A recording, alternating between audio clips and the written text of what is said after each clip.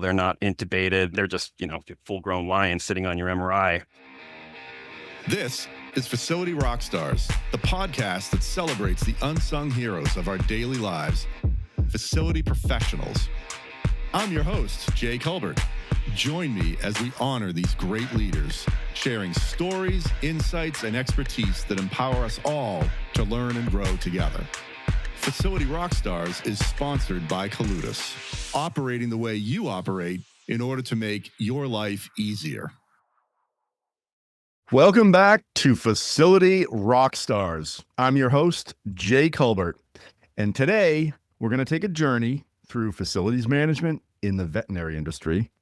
We're going to move on to an MRI scan of a fully grown lion, and we're even going to talk about music and art a little bit, so buckle up. Today's guest is awesome. Can't wait to get into the conversation with him. Considering his incredibly diverse and hands-on career journey, it's not often you encounter someone who has seamlessly blended skills from carpentry and veterinary medicine with advanced technical expertise in medical imaging, all while pursuing artistic passions.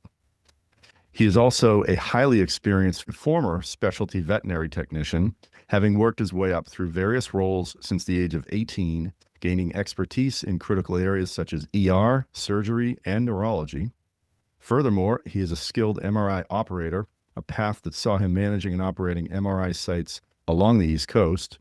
His transition from hands-on veterinary care and trades to mastering complex diagnostic equipment and ultimately into high-level facilities management, including significant construction and renovation projects, is a truly impressive trajectory.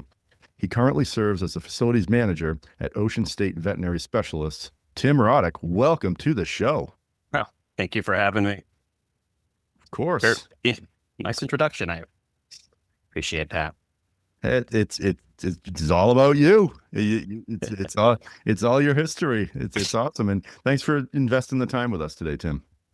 Oh, yeah, of course. So I know you've heard the show, and so you'll know my first question is this, right? With all of that diverse background and journey you've had, what's been your biggest lesson learned?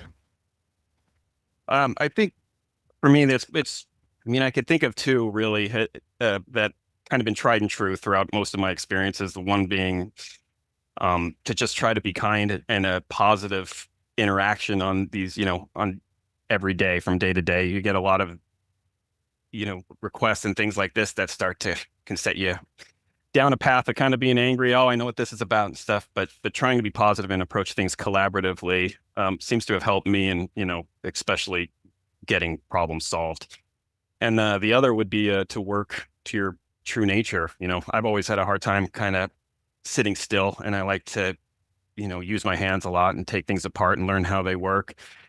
So school, of course, for someone that can't, that doesn't want to sit and just kind of write everything down, but you take something apart, you learn it forever. Trying to find those specific skills within a job are just key. I think Mike wrote, I heard him say it a few times and I couldn't agree more, where it's like you follow these opportunities and you bring your passion with you, where, there is a spot for everyone. And if you're just kind of true to your nature of how you like to work, where you get so involved in something and you forget to maybe, go to the bathroom or eat, that's like really, that's where you want to be. I absolutely love both of those, Tim.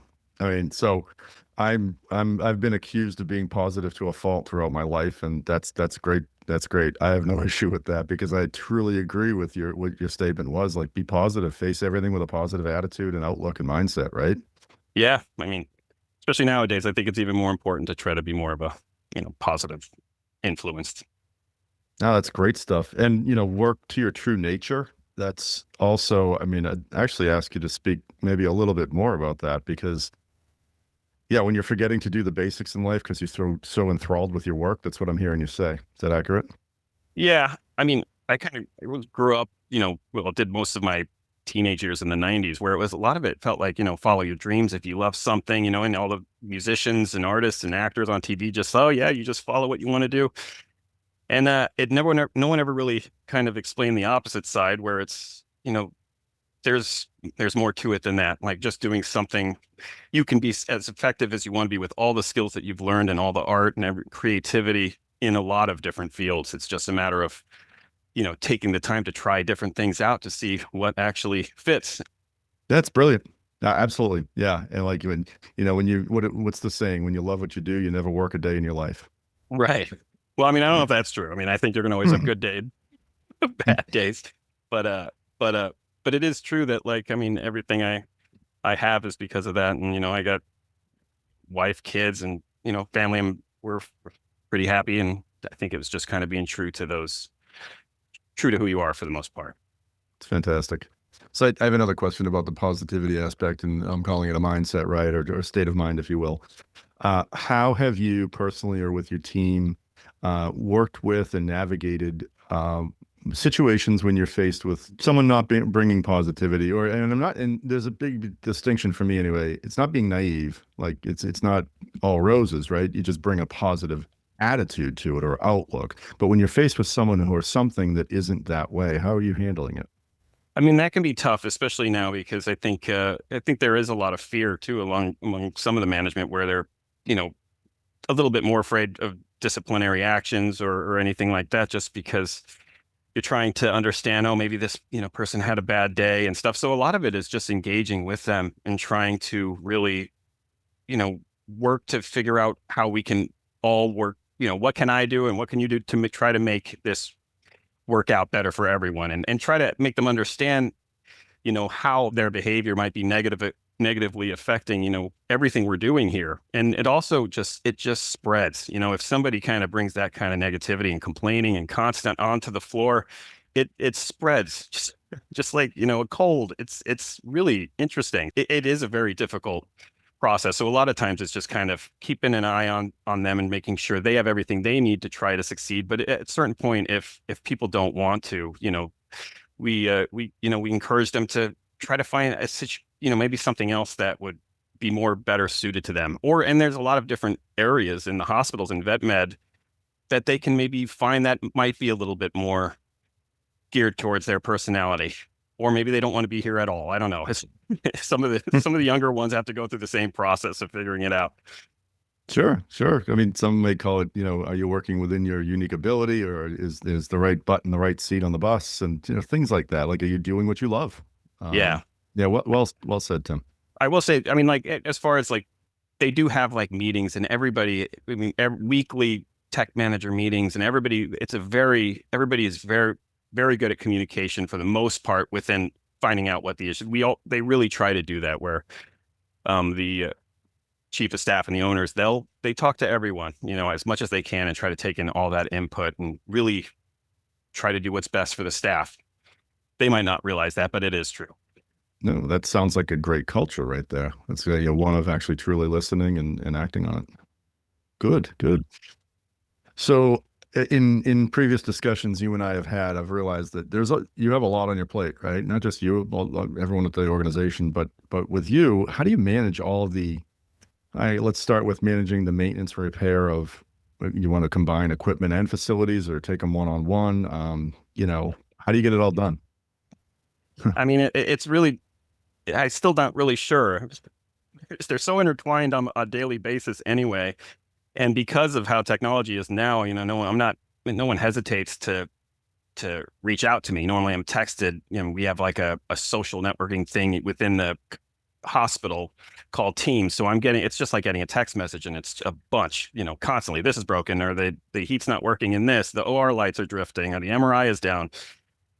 So, I mean, a lot of it is very reactive. And because the place, I've been there for years now, and I know the owners, and I know a lot of people, and it does kind of feel, to me at least, more like a family environment.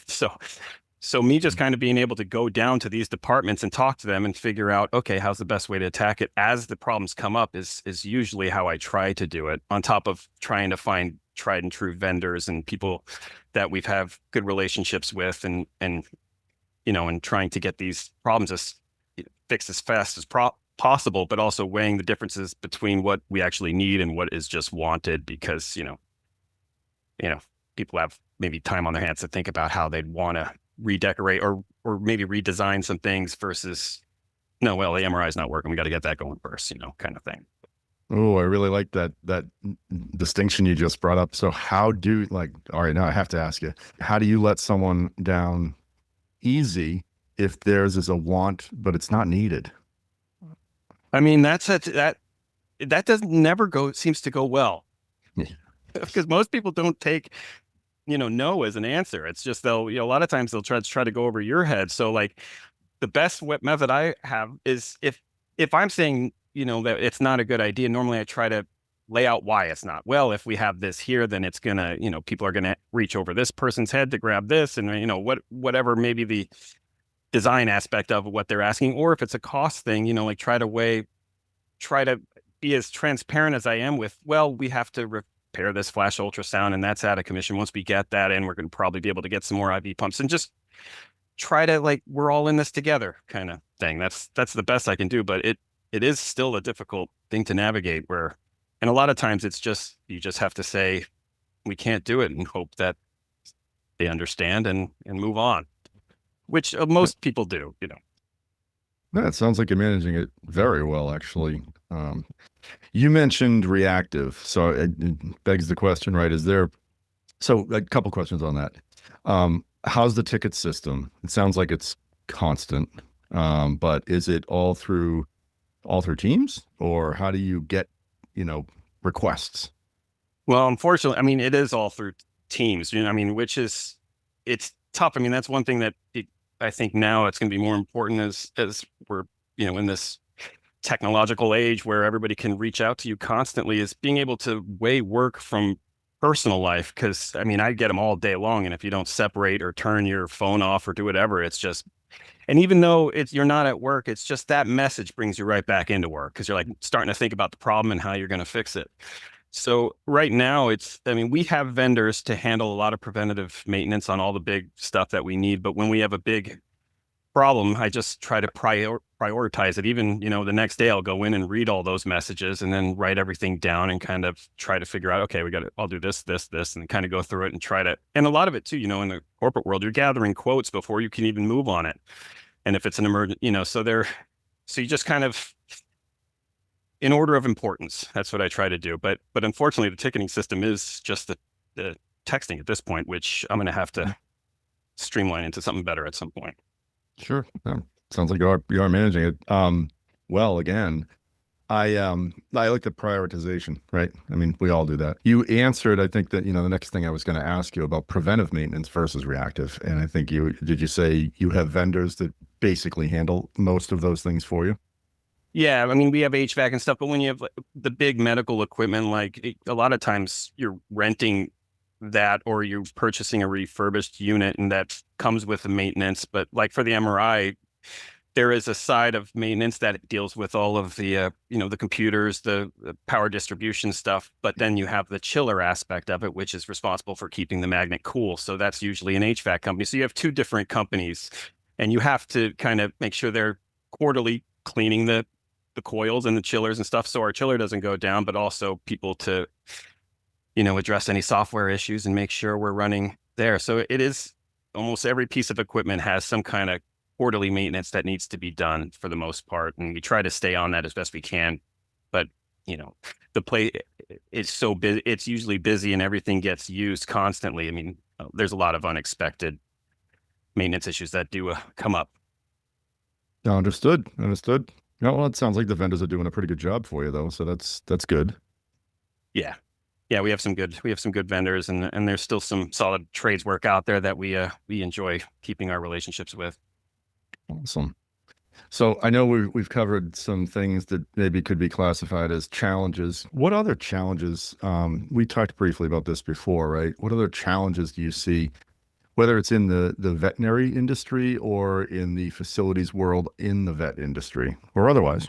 I know that for a while there was an issue with trying to recruit, veterinary technicians and stuff like that, just because, I mean, the field has grown, I think, a lot. At least having MRI available and CT and, having a linear accelerator on site, to operate these things too is a whole kind of, it used to be vet techs just kind of run the show and you train them up. But like when you start to get this big ticket stuff in there, like you have to have people trained and know what they're doing and willing to go through the school that they need to. But that tech pay was always not really there for a while, but now it's such a specialized field that's still changing. And I think we've made the changes that we've had to, for the most part, to kind of make it enticing for people to learn. And I mean, the other thing too is it's just you have all this technology at your fingertips to learn. And in the veterinary world, it's I mean, it's not as regulated yet as the human, which I'm sure people are working on, but it's just an amazing place to be because medically you have all these different departments doing all these different specialties, and it's all there if you wanted to learn it. And and I know that so trying recruitment stuff, but there have been a lot of new recruiting. We go to all of I think the big conferences, the vet conferences, and try to recruit all the vet techs and stuff. So I think that problem is getting a little bit better, and we have more staff than I think we've ever had for the most part. But now, like the maintenance thing is another issue where you don't also have all the regulatory kind of things that you have in the human field with ultrasounds and everything else, where you have people coming in, I imagine, and routinely checking these systems. Mm-hmm. And maybe a maintenance team that's kind of going through, so we were always able to outsource most of that kind of maintenance, but as things kind of are getting tighter in this year, a lot of it's mostly just kind of me handling it. So it's trying to figure out how are we going to operate, in this new world, be able to maintain all this in a very cost effective way, but also, I mean, and we're still kind of working out all those challenges. Honestly, it's always changing.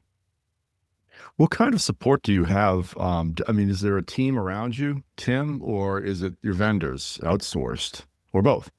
It's mostly my vendors. I have a couple of people that I, rely on and have their own companies or something that I hire to maybe do some of the stuff that I can't get to.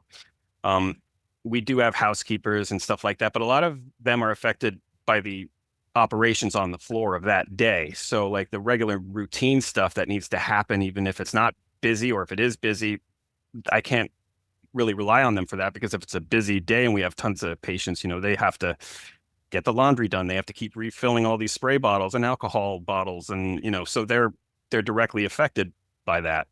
So, we have overnight cleaning vendor that does all of our overnight cleaning. And we also, we have all the preventative maintenance contracts that we do have. So as of now, it's just me, but I think eventually, at least I'll get an assistant here to maybe do some of the heavy lifting as they get older. You've got a lot. I think we started with saying you have a lot on your plate. So tell us, for the listeners, what is the expanse of your facilities? Like what kind of square footage, number of buildings? Like what are you dealing with here? I mean, there's been many additions over the years. I think the facility now is about 36,000 square feet, and then we have another one that I believe is close to the same. It started off as a leased property, probably 10,000 square feet, one OR, almost more like a RDVM, a regular veterinary practice, and that just kind of grew by a lot. So that one's almost as big as Ocean State, where it's, I'd say, about 36,000. So two 36,000 square foot buildings with stocked to the rim with medical equipment. Yeah, it's big. Yeah. It's a lot to manage and oversee. You know what? I want to jump to when you said it started at around 10,000. So can we move let's shift our conversation a little bit to the construction that you got involved in and how you actually oversaw and managed all of those processes. Well, I mean, it was really the owner, the original owners, they've always been very hands-on, and they've always, invested a lot back into the hospital, more so than I've ever seen. And they're good people, which is, one of the reasons I've been there for so long. So it was really the chief of staff, previous owner, but chief of staff now's idea, where she wanted to build this. She wanted to expand Bay State Veterinary, and she also wanted to do an addition for Ocean State, just because it's always been so busy, especially during the pandemic, where we saw numbers go way, way up. Everybody got a pet, I think, during the pandemic. And then now the French Bulldog being one of the most popular breeds, they can have a good amount of medical issues. So it's worth kind of doing your research there. But they're still great little dogs. And I think that so it was her kind of plan. My involvement was mostly, I was surprised how much I was actually relied upon, only because I would start to go to the meetings after it was already designed and everything with the general contractor. Okay, how do we install a gas sterilizer? How much power does it take? What kind of washers and dryers do you need? What kind of these oxygen cages? What kind, so it was just a lot of things they may not have understood about veterinary and the requirements and what makes sense just for the daily operations. Almost daily. So we had an addition happening at Ocean State, and we had the new building at Bay State being redone. So my involvement was really running back and forth, checking in a lot of the new equipment that was coming in and trying to help the general contractors at those guys required a little bit more than the ones going on at Ocean State. But yeah, bringing them all the spec sheets and everything that I, would think would answer all their questions. But yeah, I that's when I realized how much I actually knew, and I've been in the field for so long, how much it was, I did know about it. And it felt really good to be that challenged and really just so useful. Hey, rock stars. If you're tuning into the podcast and are feeling overwhelmed by all the maintenance demands at your facility, don't stress. We've got you covered. Our sponsor, Coludis, is your go-to partner to help you tackle all those demands and get them done right, on time, and with top-notch quality. From project planning to execution, Coludis is there to make hard work easy. Visit coludis.com today to get started. Oh, yeah. It sounds like it was a huge growth opportunity, personally, professionally, all of that. It's interesting what you said, too, about the construction manager on site. Maybe they were challenged and how important it is to have specialty, either contractors or trades for different types of built environments, because they're so vastly different with their needs and their uses. I thought that's how it worked, honestly. I was surprised. I would come to the building every time, and they were mostly always upstairs, kind of maybe talking, and then almost every difficult question was just kind of forwarded to me, where, I'm doing all this research on top of trying to also manage other buildings about, like, okay, so what are the specs for these new industrial washers and dryers that need to be installed? What kind of outlets do they need? And what kind of this? And okay, with drainage systems and lint traps and all this, how is that going to work where we can still, wash our patients, and it's got to be this close to, everything you could possibly think of, even like, well, I don't want to get into the other side, but shipments and stuff like that, like knowing where a truck can pull in, these little things seem to just kind of fly under the radar. And then right. I really thought sometimes there just wasn't a lot of leadership through that company on the floor to oversee these things and make sure that, like, the tradespeople and all the subcontractors are fulfilling their work. And it just seems these guys were mad at these guys were mad at the architect, the architect was mad at this, and it just seemed like a lot of finger pointing and not a lot of, like, I don't know, leadership. But then, we simultaneously, we had a same addition happening at Ocean State, and that went much better. Like, the company was, like, right on the ball. They would ask me the questions they needed, but then they would see it through after that, and I wouldn't be asked the same question 3 or 4 times. It was much easier. Well, that's very good. It certainly sounds like you were the absolute glue to the whole thing. Like, right? You kept it all together and kept it going. So good for you. Good for you. I think I helped a little bit, but yeah, really, it was it was a very fun project. You got me thinking now, and in facilities, some of the things that get done are rarely ever even noticed because they never disrupted operations. And it's like, go ahead, Tim, on that. Yeah.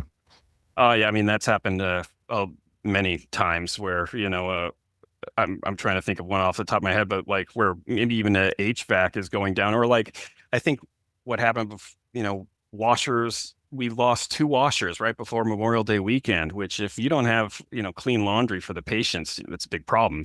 So, they can't just sit in a stainless cage. So I've been able, taking everything apart and being able to, there was I don't want to get into too much detail to waste time, but it was a bladder part of the drainage system that had a huge leak, and water was just all over the floor and getting in, seeping into different rooms of the hospital. But, trying to quickly manufacture something similar that could get us through the weekend, and then installing it, and everybody on the shifts after had no idea that was done. We were able to just continue going as usual.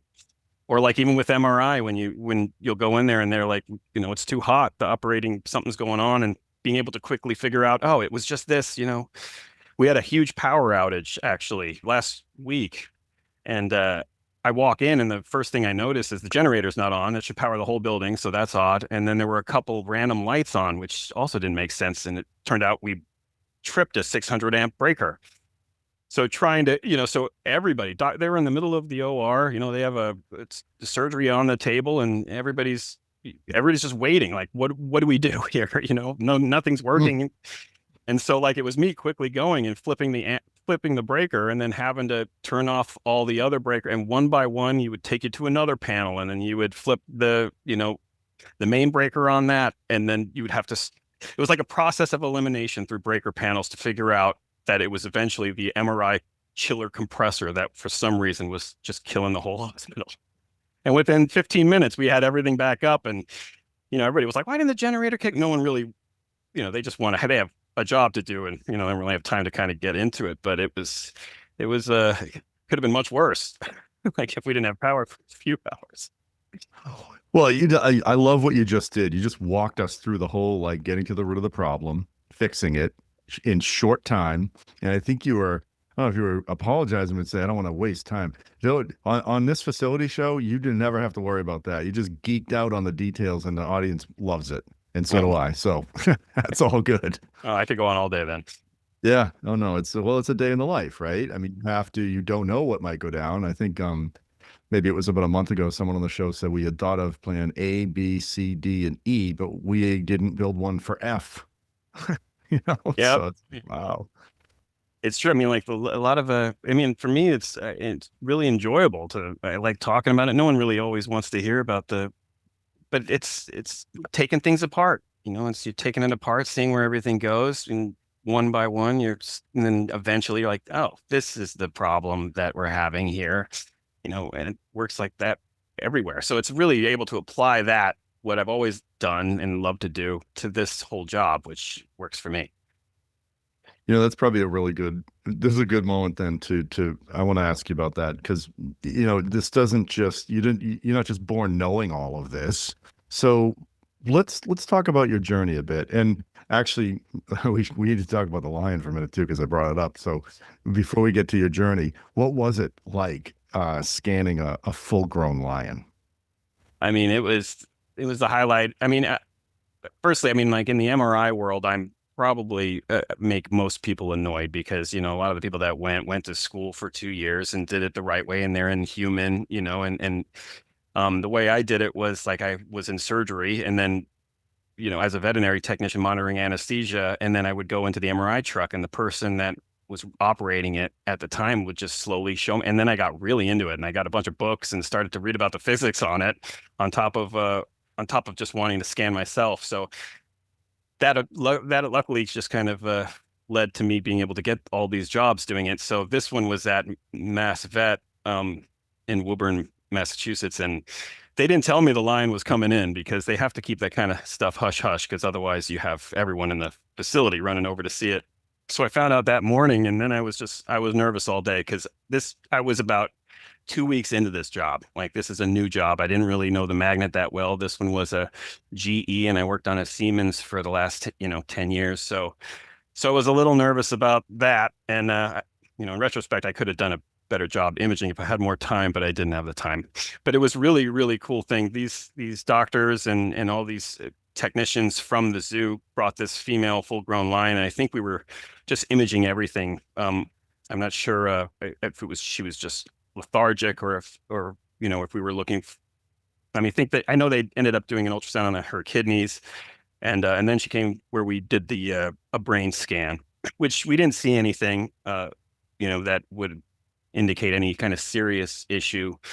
But the way they did the anesthesia, they used an older drug. I think it was like Tilazol, which is just an injectable. They're not intubated. They're just, full grown lions sitting on your MRI. And, so I have to position her head, to go into the bore of the magnet, which I didn't know I was able to even touch the lion, but, got to put the pulse ox on, lift her head up, position. It was the coolest thing I got to do in the field for a while. It was great. Wow.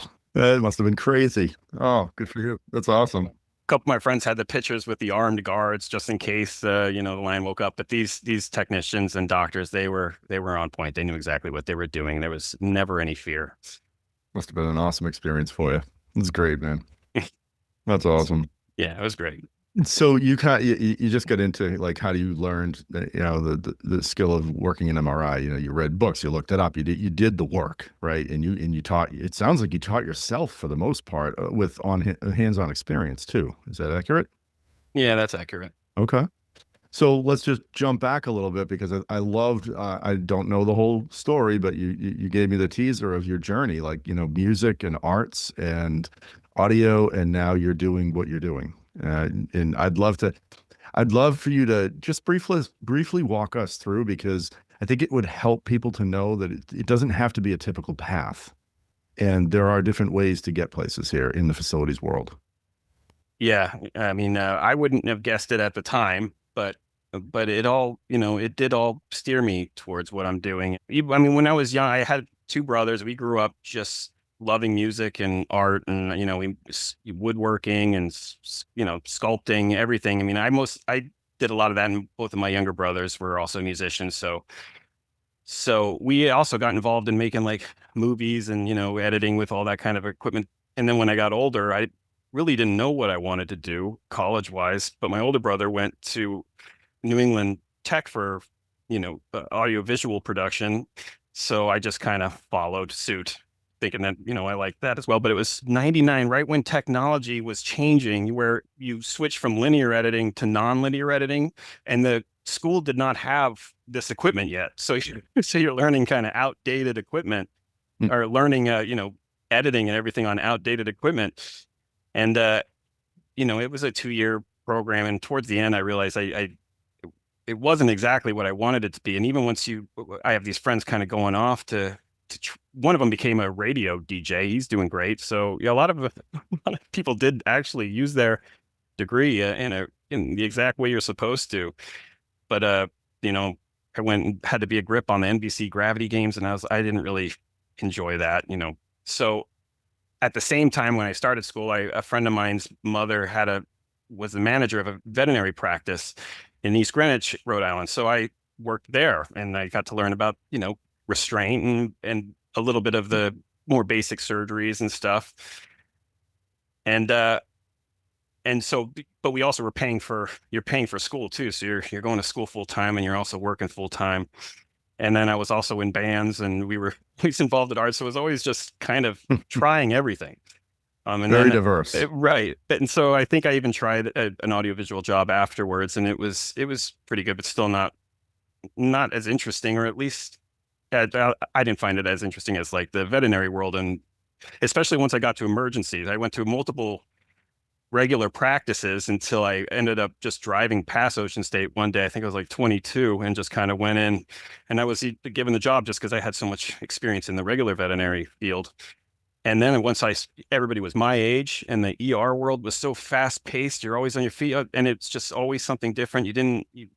It was exciting. And then you made some really good friends in it too, because you're all you learn to work as a team, you learn to work very effectively, but also it's enjoyable. You just you look forward to Thursdays because these guys are on and everything. And then the service you're providing, and you get to see people, obviously they're bringing in at one of the most hardest times that they've had to go through. And then especially when we can repair that in some way. And it's just like a great feeling. You bring the patient back, and it's just, it was really nice. And just also a perfect for a young person that wasn't sure what they wanted to do, because it's just multiple departments, multiple technologies. And I always worked as a carpenter on the side too, just kind of redoing like houses and woodworking and stuff and things like that. So all that knowledge I was able to kind of apply, just troubleshooting here and there for the facility manager at that time, and she would learn to kind of rely on me more for just kind of whatever I could do to help. Could you take a look at this thing for me? Oh, the ultrasound is not turning on. And, and a lot of these problems were very easy they were normally simple. This didn't happen all the time, but once in a while it was just something so simple that was just missed, and you're like, oh, this is, Sure.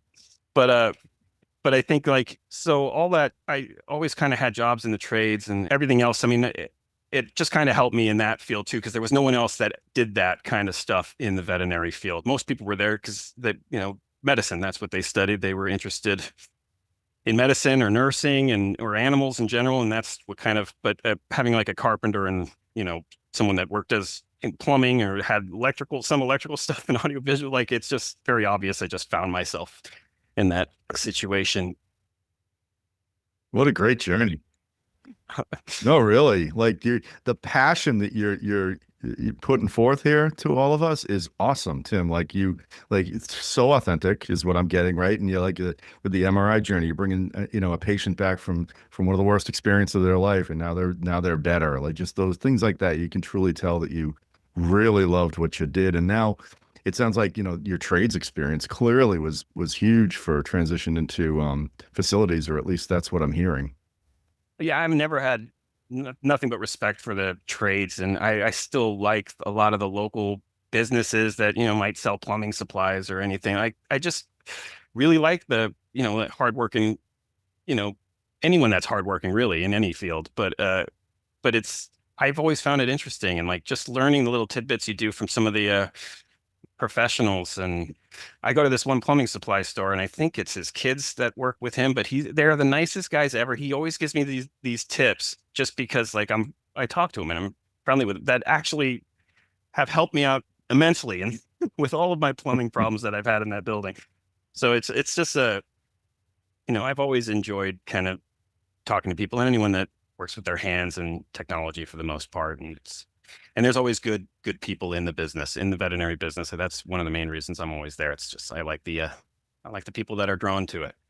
You've said that, I don't know, maybe 4, 5, 6 times throughout the show so far. The good people, yeah. I mean, we're drawn to good people, right? And if you can have that in business, it's just fantastic. So, really appreciate you sharing that journey, and well done. You're clearly a continuous, lifelong learner. You have a thirst for knowledge, so that's not hurting you at all.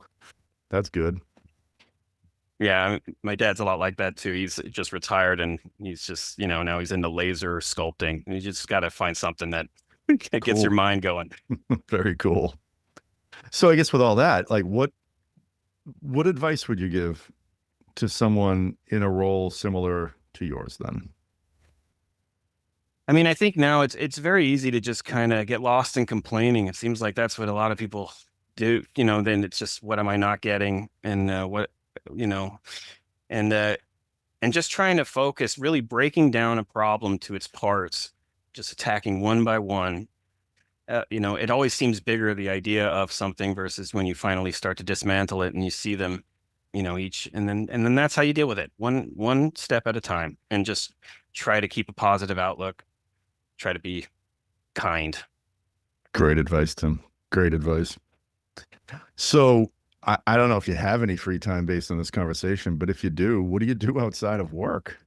I have 2 small boys and my wife and we got I enjoy motorcycles is the new thing now. Old Triumphs. I like to work on a little bit and ride around. Still involved in music, and me and my brothers, actually with Father's Day, usually we all learn a few of my dad's favorite songs, and we still get together and play that, and do that. And with him, of course, playing as well. Mm-hmm. And we still very much, most of it is all house projects. I mean, that's really what I think the main is I got to redo this room. I got to fix that deck, or I got to fix the AC, something like that. Sounds familiar. Yeah. Good for you. Honestly, that's usually what it is, but it's fun. Well, I have to ask then, was there a band name? Is there something that you want to drop a plug on the show here and see if people want to look you up? No, I mean, we were always trying to do exactly what nobody wanted to. So the band names and we like 18-minute songs with no vocal. I mean, we did a lot of weird stuffs too. So yeah, maybe I'll still keep that a mystery. That's fair. That's fair. So Tim, we just like so much learning in this episode from you, and I'm really so grateful for the time and the stories you shared. How would people get in touch with you? Because I'm sure people are going to have more questions. So if they wanted to reach out and ask more about you, your journey, or your experience, how would they do so? I mean, you could reach out on LinkedIn and message me through there. I think that would probably be the best bet, and I'll start checking it more. Perfect. Yeah. Well, thank you again, Tim. It's been an absolute pleasure to have you on the show, and thoroughly enjoyed our conversation. Same, me too. Thank you for having me. This is I was never expecting this. It's such a nice thing that you do to kind of let people behind the scenes kind of tell a story versus what you usually get. So I thank you. Oh, of course. I love what you just said. That's the whole idea, shine a light on everyone in the facilities world. So yeah, we're definitely aligned with you there. And everyone listening, if you learned something from Tim today, subscribe to the show, tell a friend about it. If you laughed, same. And just a reminder, Facility Rockstars is powered by Coludis, and we will see everyone next week on the next Facility Rockstars. It's a wrap. Another episode of Facility Rockstars is in the books. Facility Rockstars is sponsored by Coludis, operating the way you operate in order to make your life easier. Until next time, facilitate and rock on.